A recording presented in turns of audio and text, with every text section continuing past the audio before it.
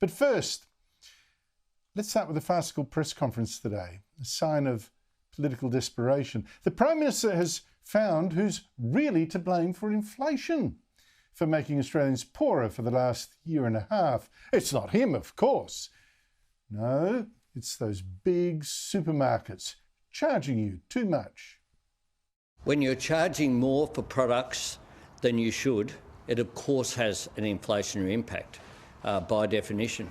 I have to admire Anthony Albanese today, how fast he actually moved, calling this press conference to jump all over the news that the Australian Competition and Consumer Commission is suing Coles and Woolworths for allegedly cheating customers. Now, if true, Coles and Woolies have indeed done something very sneaky and stupid.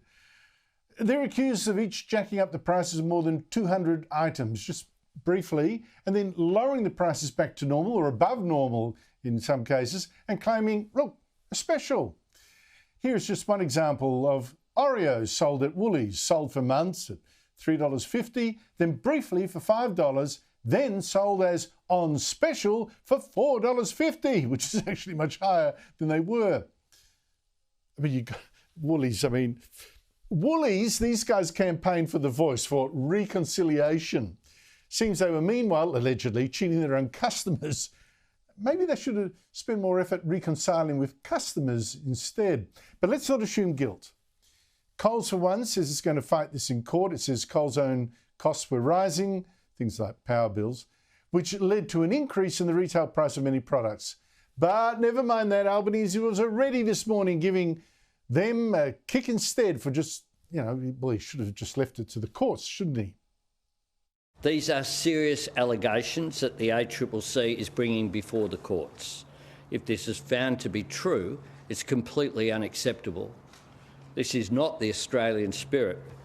Customers don't deserve to be treated as fools by the supermarkets. Specials need to be real because household budgets are tight.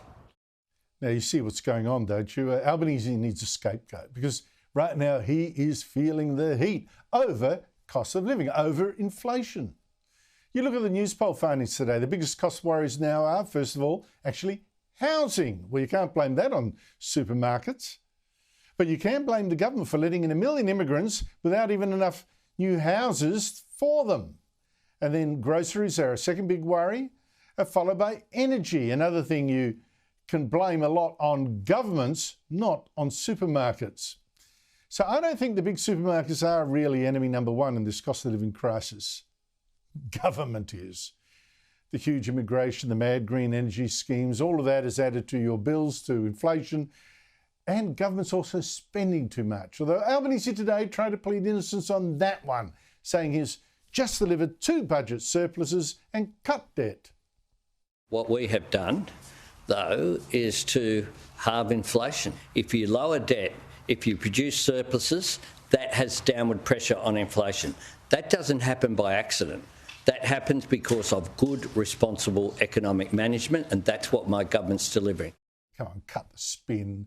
The government just got lucky, a whole flood of tax money, revenue coming in, thanks to massive prices for exports of things like coal and iron ore.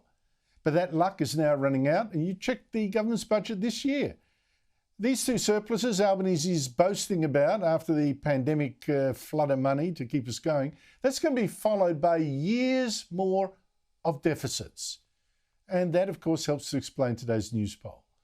Labor's primary vote down 1.6 percentage points since the election, the coalition up 2.3, and only the Greens support keeping the Labor vote 50-50 with the coalitions after preferences. Now, Albanese tried today to blame the supermarkets for inflation. But he's just doing what they're now accused of, giving you misleading information.